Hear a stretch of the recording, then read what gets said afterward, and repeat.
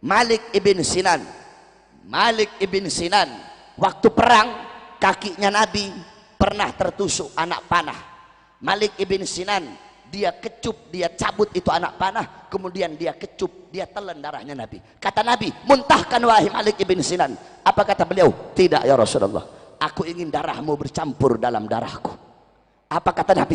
Haram jasadmu disentuh api neraka wahai Malik ibn Sinan. Abdullah ibn Zubair. Abdullah ibn Zubair, anaknya Zubair ibn Awam. Waktu Nabi habis hijamah, Nabi waktu habis bekam, Nabi bilang, ya Abdullah bin Zubair, buang ini darah bekamanku di tempat yang tidak dilihat oleh orang. Dibawa sama Abdullah bin Zubair. Dia lihat gak ada orang, dia minum darahnya Nabi. Habis dia minum, dia bilang, sudah aku buang ya Rasulullah. Di mana? Di tempat yang aman, gak bakal ada orang bisa lihat. Di mana? Di perutku ya Rasulullah. Kenapa ya Abdullah bin Zubair? Aku ingin darahmu bercampur dengan darahku ya Rasulullah. Apa kata Rasulullah? Ketahuilah bahwasanya Abdullah bin Zubair haram jasadnya disentuh oleh api neraka. Kemudian Sayyidina Ukasyah. Sayyidina Ukasyah ketika Nabi pulang dari haji wada, Nabi berkata, Nabi Muhammad berkata kepada para sahabat, jikalau ada dari kalian yang aku pernah berbuat zalim, aku rela dikisos. Semua sahabat diam. Ukasyah angkat tangan, saya ya Rasulullah. Apa kesalahanku wahai Ukasyah? Ukasyah bilang, ya Rasulullah, dulu waktu perang, ketika engkau ingin merapatkan barisan, barisanku agak terlewat maju sedikit ke depan, sehingga kau cambuk aku ya Rasulullah. Aku ingin membalas mencambukmu ya Rasulullah. Sayyidina Abu Bakar berdiri, Ukasyah, aku sahabat paling dekat dengan Nabi, aku yang pertama kali mengimani ketika Nabi Isra Mi'raj. Jangan kamu kisos Nabi, kisos saya saja, cambuk saya saja. Sayyidina Umar berdiri, Ukasyah, aku penggal kepalamu, jangan kau kisos, jangan kau kisos Rasulullah, kisos saya saja. Sayyidina Ali berdiri, Ukasyah, saya dari kecil bersama Nabi, saya sepupunya Nabi, saya mantunya Nabi, Nabi mengajarkan banyak ilmu kepada saya, kisos saya saja wahai Ukasyah. Nabi bilang, diam kalian semua. Wahai Bilal, ambil pecut, ambil cambuk yang biasa aku buat untuk merapatkan barisan. Pergi Bilal ke rumah. Assalamualaikum. Pintu rumah dibuka oleh Sayyidah Fatimah. Ada apa wahai Bilal? Rasulullah memerintahkan untuk mengambil cambuk.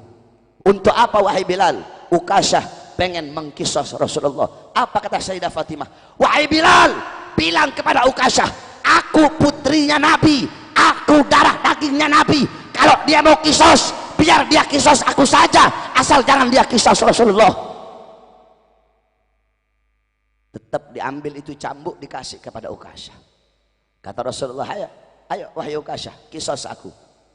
Kata Ukasyah, ya Rasulullah, dulu aku dalam keadaan tidak pakai baju, jadi kalau kamu aku cambuk pakai baju nggak adil ya Rasulullah. Buka bajumu ya Rasulullah. Sahabat makin marah. Rasulullah buka bajunya. Ketika dibuka bajunya Nabi, langsung Ukasyah peluk dan langsung dicium perutnya Nabi Muhammad. Ini hanya alasanku saja ya Rasulullah, agar aku bisa memeluk perutmu ya Rasulullah. Apa kata Nabi? Kalau kalian pengen lihat penghuni sorga, lihatlah Sayyidina Ukasyah. Malik ibn Sinan, Abdullah bin Zubair meminum darah Nabi. Ukasyah bertempel dengan kulitnya Nabi, haram jasadnya masuk api neraka. Masa bapak ibunya Nabi, yang dimana Nabi adalah darah dagingnya, masa bapak ibunya Nabi masuk dalam neraka? Saudara-saudara, ini nggak masuk akal ini. Kalau bapak ibunya Nabi masuk neraka, berarti api neraka tidak bisa memakan beliau berdua. Kalau api neraka tidak bisa memakan beliau berdua, apa gunanya neraka? Sedangkan Allah tidak akan menciptakan sesuatu yang tidak berguna dan sesuatu yang sia-sia. Nah, oleh karenanya ibunda Nabi, setiap orang yang mengenang Nabi akan mengenang ibunda Nabi. Begitu juga para ulama, begitu juga orang-orang soleh. Walaupun mereka telah wafat, tapi mereka akan selalu dikenang selama-lamanya. Al-Habib Abdullah bin Al-Haddad, beliau wafat 100, 200, 300, 400, ratusan tahun yang lalu beliau wafat. Ratusan tahun yang lalu beliau wafat, tetapi demi Allah, sampai detik ini, sampai hari kiamat, beliau akan selalu dikenang selama-lamanya. Tidak ada orang, gak usahlah di dunia, di Banjar saja tidak ada orang dalam satu hari di Banjar ini yang tidak pernah menyebut nama Habib Abdullah bin Alwi Al-Haddad. Padahal beliau telah wafat ratusan tahun yang lalu. Tetapi kenapa beliau hidup selama-lamanya?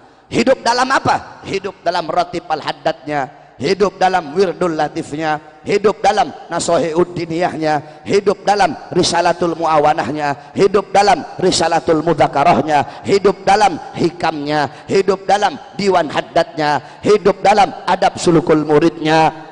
Al-Habib Umar bin Abdurrahman Al-Attas wafat ratusan tahun yang lalu, sampai detik ini sampai kiamat beliau hidup dalam Ratib Al-Attasnya. Habib Abdullah Idrus wafat ratusan tahun yang lalu, beliau hidup dalam Ratib Al-Idrusnya. Al-Imam Ghazali wafat ribuan tahun yang lalu, sampai detik ini sampai kiamat beliau hidup di dalam apa? Dalam Ihya Ulumuddinnya, dalam Mukasyafatul Qulubnya, dalam Miyarul Ilmnya, dalam Bidayatul Hidayahnya. Al-Imam Syekh Abdul Qadir Jailani wafat ribuan tahun yang lalu, sampai detik ini sampai kiamat beliau hidup dalam Al-Gunyahnya, hidup dalam Auradul Qadiriyahnya. Syekh Abil Hasan Asy-Syadzili wafat ribuan tahun yang lalu, sampai detik ini sampai hari kiamat beliau hidup dalam Auradul Syadziliyahnya, dalam Hizbul Baharnya, Hizbun Nasarnya. Beliau hidup dalam Mafakhirul Aliyahnya, beliau hidup di dalam Sirrul Jalil fi Khawasi Hasbunallah wa ni'mal wakilnya.